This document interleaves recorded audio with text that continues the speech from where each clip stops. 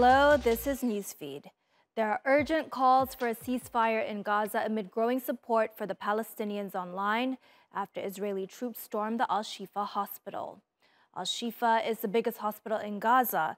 Israel claims Hamas has a command center underneath the facility and is using that allegation as a pretext for attacking it. Hamas has denied Israel's claims.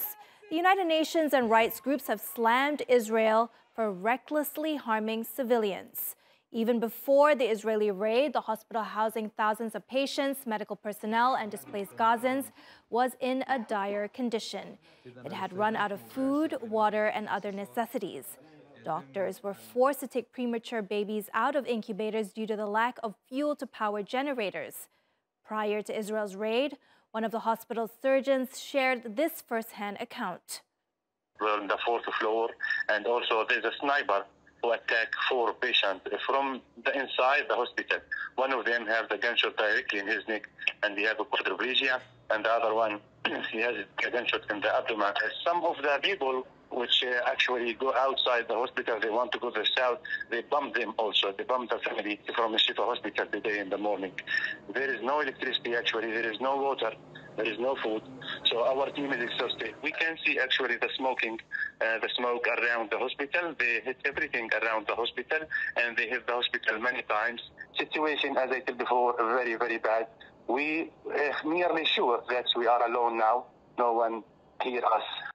Amid the international community's inaction, the UN has criticized Israel, saying it's witnessing numerous human rights violations.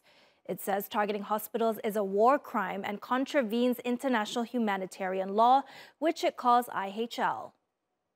IHL specifically protect hospitals and medical personnel. Hospitals must not be made places of warfare. Any military operation around or within hospital must take steps to spare and protect the patients, medical staff, and other civilians.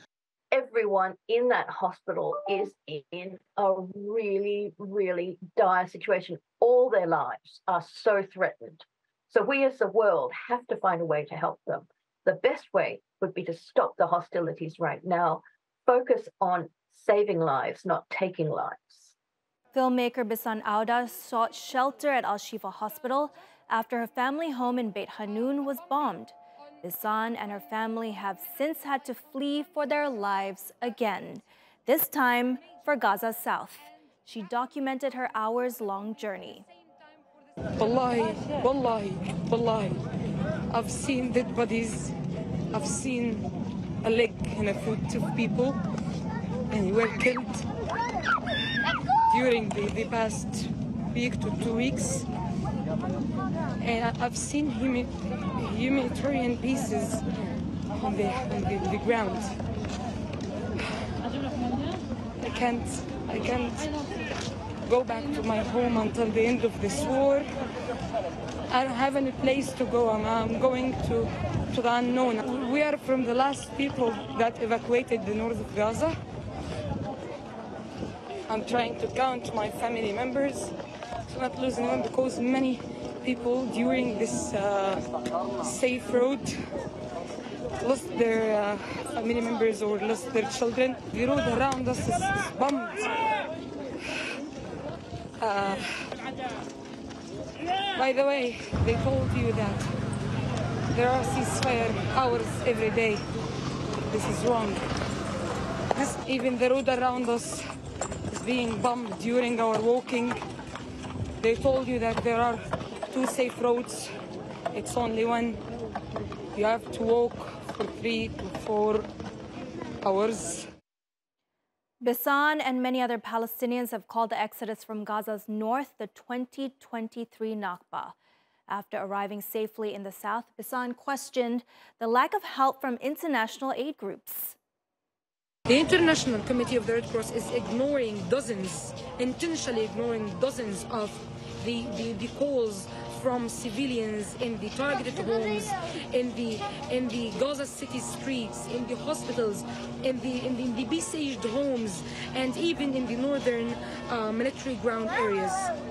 They are ignoring them. They are not helping them, and they need to be accountable. This is their responsibility. They are the task holders of coordinating with Israel. They're occupying power.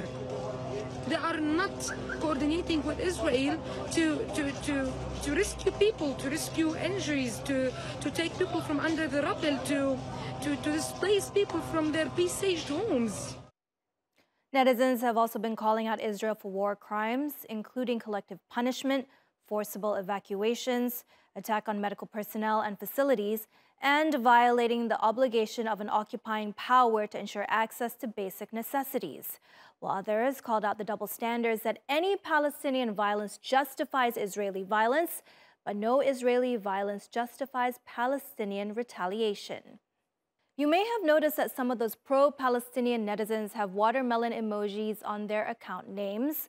That's because the watermelon is being used to represent Palestine. The fruit, sharing the same colors as the country's flag, became the symbol of defiance back in 1967 when Israel banned the display of the Palestinian flag. Now it's found itself a new life, as users have been sharing watermelon designs and art in solidarity with the Palestinian people. On TikTok, a monetized interactive watermelon filter even went viral. The creator of the effect, Jordan Louise, said she will donate what she earns from the filter to charities in Gaza. The watermelon emoji has also found itself a place in the internet's coded algo speak, a language that's used to evade content filters on social media. Uses of such linguistic workarounds are becoming more common as netizens believe platforms are suppressing sensitive topics. While tech companies don't admit to blocking any hashtags, many pro-Palestinian users believe they're being censored. Zari reports on the shady business of shadow banning. The neutrality of social media platforms has always been subjected to scrutiny. And in times of conflict, such criticisms are amplified. A site's way of moderating content or not can help shape the storyline for wider audiences. The ongoing conflict between Israel and Hamas is no exception.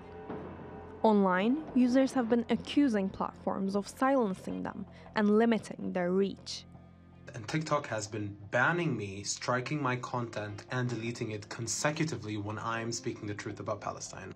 This is literally the recent video that I just posted, which out of many has been banned so many times, and after an appeal, after getting approved, it will continue to ban today. Instagram is literally trying to censor any outcry from people towards or on behalf of Palestine. So as someone who usually has about 200 to 300 views on my Instagram stories, I literally posted this over 15 hours ago, and it still only is at 5 views.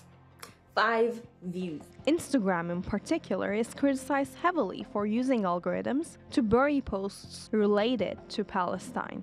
Users argue that any content including words and emoji like Gaza or the Palestinian flag are filtered from the feed. Those affected by the shadow ban include activists and journalists. Your video is no longer available for me to watch. I mean, I've spent countless hours with other NGOs and in private conversations with people at Meta and Facebook about the shadow banning. And here I am.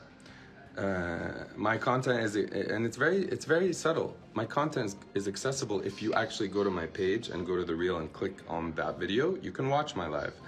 But if you watch it and you feel something and you want to share it so other people can watch it, even though you've shared it and it's been up there for 24 hours, nobody on your feed who sees your stories can click through into it. And that's a very, very effective way to limit the spread of truth. Meta was quick to respond to the allegations. The tech giant's communications director, Andy Stone, released a statement on X, saying the visibility issue was due to a bug that affected all stories of reshared content, regardless of the subject. While the company says the issue is fixed, many activists online are still trying to subvert the algorithms with screenshots for reposts and intentional typos, highlighting the resilience of digital activism. And in the occupied West Bank, Israel is also cracking down on social media users who have been using their accounts to create awareness, raise funds, or express sympathy with Gazans. On Monday, Israeli soldiers targeted Palestinian activist Iyad Banat while he was live on TikTok at his home in Hebron. He was assaulted in front of his wife and children. That's his young daughter in the background that you can hear screaming. Iyad was arrested and later released. About 200 West Bankers have been killed since the fighting between Hamas and Israel started, and hundreds more have been arrested. My family saw the barbaric attack on me by the occupation forces. I'm always doing live streams on TikTok, and I have a page where we help children staying in the yard of the Shuhada Al-Aqsa Hospital in the Gaza Strip, with the support of some friends from abroad. Also, I'm in touch with some journalists from the hospital. We transfer money to them via TikTok, and we send gifts that they help to distribute to the children. They distribute milk, yogurt, mattresses, blankets. They buy them locally and distribute them. We were sitting watching news when we heard noise at the doors. My father opened the door before they crashed in, as they always do. The soldiers raided in and moved my father and hit him. They kept hitting him and kept asking about his name. But even after answering them, they kept hitting him.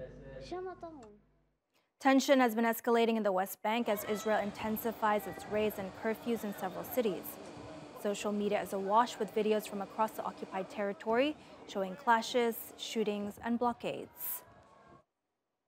The visuals you are now seeing is of 66-year-old Palestinian taxi driver Ali Issa Tamimi. Now, he was shot in the head in Hebron. Witnesses say that while the Israeli military raided a children's charity nearby, other soldiers shot at passing vehicles. Israel has intensified its presence in Hebron to protect Jewish settlers who often clash with Palestinians. Of Hebron in the West Bank, I have been a witness to many of these settlers' attacks, not just against Palestinian civilians, but also against Israeli human rights activists. These attacks cause major damage to property, serious injuries, and even lead to the death of Palestinian victims. When I was an officer in Hebron, I always asked myself, why would anybody attack innocent civilians, especially when these cruel actions only further fuel the cycle of bloodshed? These incidents don't happen by accident. Support for Israel is clearly waning. Images of innocent people, including children, suffering at the hands of Israel's armed forces has led to widespread global condemnation. And that includes millions of Jews who are equally vehement in calling for a ceasefire and the recognition of a Palestinian state. And I want to let you all know that it's our greatest desire to live in peace with all our Muslim neighbors. Especially as a Jewish person, I feel very strong responsibility to support the Palestinian cause.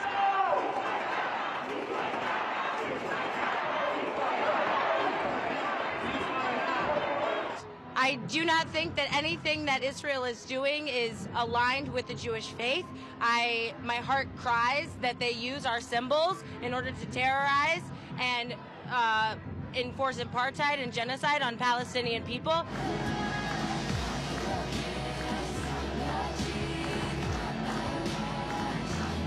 That never again means that genocide will never happen to any people, not just our people. Ich bin jüdisch und stehe hier mit vollster Solidarität zu Palästina. Es findet dort nämlich kein Krieg statt.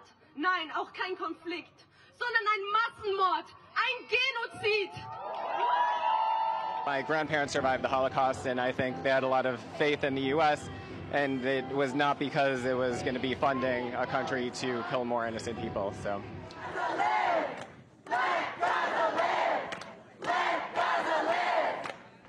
We have to remember, the state of Israel is not a Jewish state. It is a criminal state. You may call it a Zionist state, but never call it a Jewish state.